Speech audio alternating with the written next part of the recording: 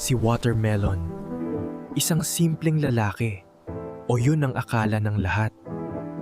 Tignan mo! Parang pulubi! Wala sigurong makain yan. Lumayo ka nga!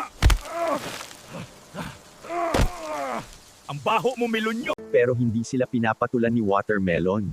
Dahil may sikreto siya. Isang lihim na hindi nila alam. Siya pala ay... sobrang yaman.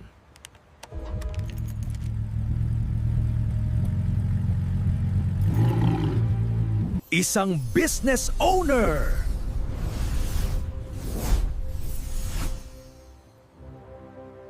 May sariling kumpanya at iginagalang ng lahat.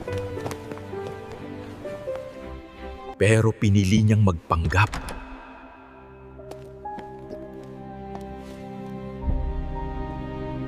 Para makita ang tunal na ugali ng tao.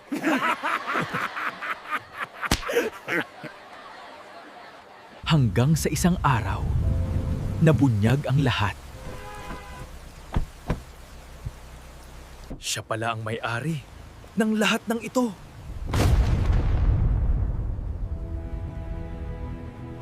Patawad, hindi namin alam.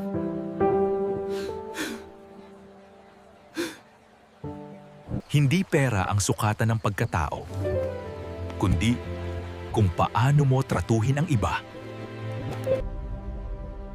Ano ang gagawin mo kung ikaw siya? Comment mo sa ibaba. Follow at share para next video. Salamat!